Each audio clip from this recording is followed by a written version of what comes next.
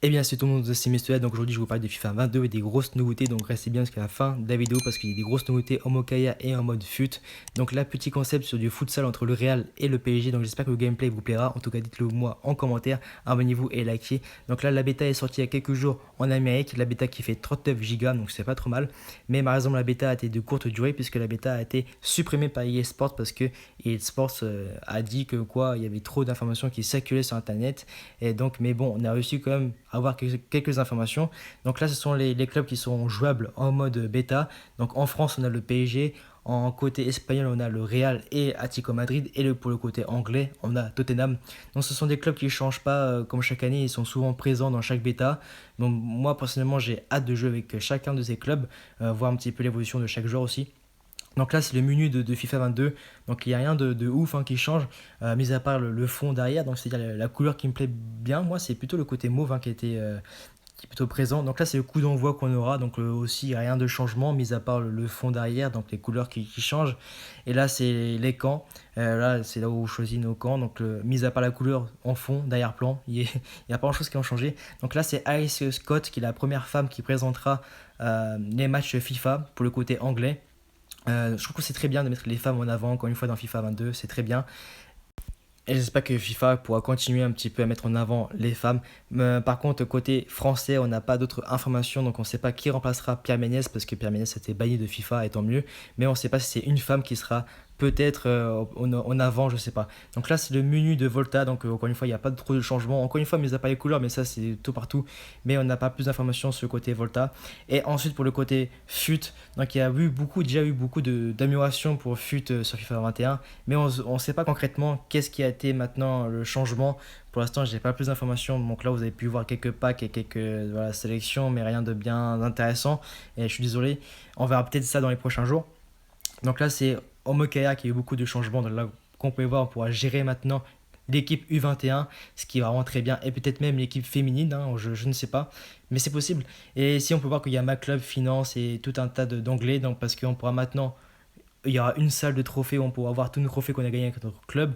On pourra aussi négocier avec des contrats des partenaires et changer les maillots, changer la couleur du club, enfin voilà, plein de choses. Franchement, il y a eu des grosses changements en mode carrière, c'est vraiment très bien. Après, pour ceux, il y a beaucoup de communautés qui demandaient voilà, un mode carrière en ligne, mais voilà, je suis désolé pour vous, j'attendais un petit peu le suspense, mais voilà, il y aura pas de carrière en ligne, ça a été annoncé par EA Sports, et là je suis désolé pour vous, parce que voilà, comme je dis il y a quelques minutes, une grosse communauté le demandait, mais bon voilà, il y aura pas. C'est dommage parce il y a eu beaucoup de changements en mode carrière et ça aurait pu ajouter du fun en fait, un petit truc, un petit peu plus de fun, côté carrière encore plus. Mais voilà, bon après ils ont fait des gros changements quand même. On pourra gérer l'équipe U21, l'équipe féminine, juste négocier les contrats, négocier, modifier le stade aussi, on pourra faire ça. Changer le maillot du club.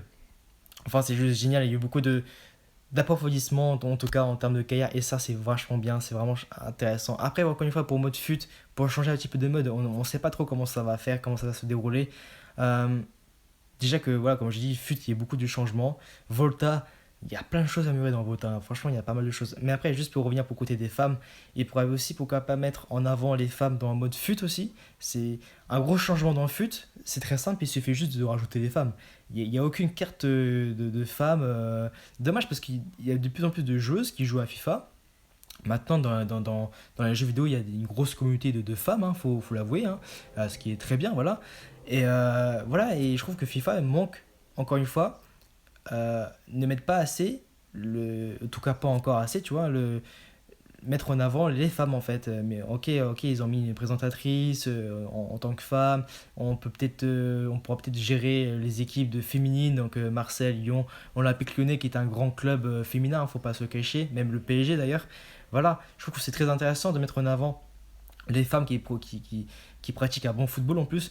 Je trouve que c'est très bien. Après, juste pour revenir au club pro et d'autres modes, on n'a pas plus d'informations sur ça. C'est comme Volta. Je trouve que pour FUT, on n'a pas assez d'informations. Pour mode Volta, il n'y a pas assez d'informations. Bon, après, forcément, la bêta, elle a juste duré 3 jours. Donc, forcément, c'est très court, 3 jours.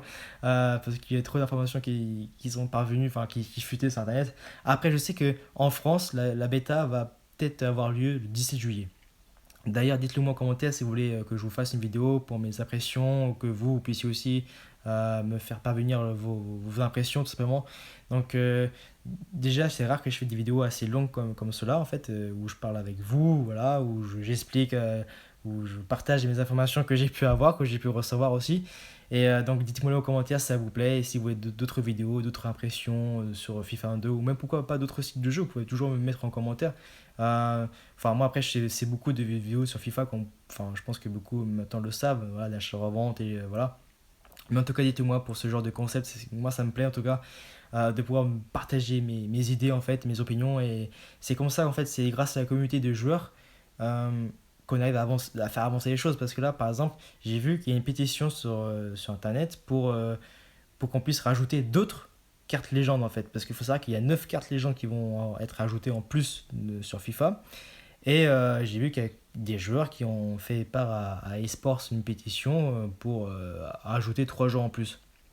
Ce qui peut être très, très bien parce qu'il y a plein de joueurs de légendes qui ne sont pas encore ajoutés dans FIFA. Et ça, c'est abusé. Ok, par contre, FIFA a fait des gros efforts parce qu'ils ont rajouté pas mal de cartes légendes, mais il y a encore beaucoup, beaucoup de cartes légendes qui ne sont pas encore ajoutées et c'est dommage. Mais voilà, après, c'est grâce à chacun de nos idées, à chacun de nos opinions, et c'est comme ça qu'on fait grandir la communauté, et c'est comme ça, c'est grâce à la communauté que eSports peut nous donner ce qu'on, nous, en tant que joueurs, on a envie de recevoir en fait. Vous voyez un petit peu ce que je veux dire? Donc voilà, c'est bien de partager ses opinions, et encore une fois, dans le respect de chacun. Donc voilà, donc moi je pense que je vais vous laisser sur ces images. Le petit gameplay, j'espère que ça vous aura plu. Du futsal, donc moi j'aime bien aussi le mode de jeu, hein, parce que il y a beaucoup de modes de jeu qui ont été quand même ajoutés dans FIFA 21. Il faut l'avouer, le futsal ça a été super bien. Bon après c'est pas rien de nouveau parce que ça existait déjà dans FIFA Street, ouais, tu vois ce que je veux dire. Mais non, mais le fait de remettre en avant encore une fois dans FIFA 21 c'est très bien. Le fait de pouvoir prendre, voilà, là je joue avec le Real Madrid sur Internet de futsal, c'est super bien en fait, tu vois. Donc voilà, moi je kiffe en fait, tu vois, je kiffe. Et j'espère qu'il sera encore présent dans FIFA 22, mais je pense que dans FIFA 2, tous les modes seront encore présents. Il n'y a aucune raison qu'il ne soit pas en tout cas. Donc voilà. Donc moi je vous dis à tout le monde, abonnez-vous à ma chaîne YouTube, surtout les gars, bientôt les 1400 abonnés, franchement c'est vraiment un kiff aussi.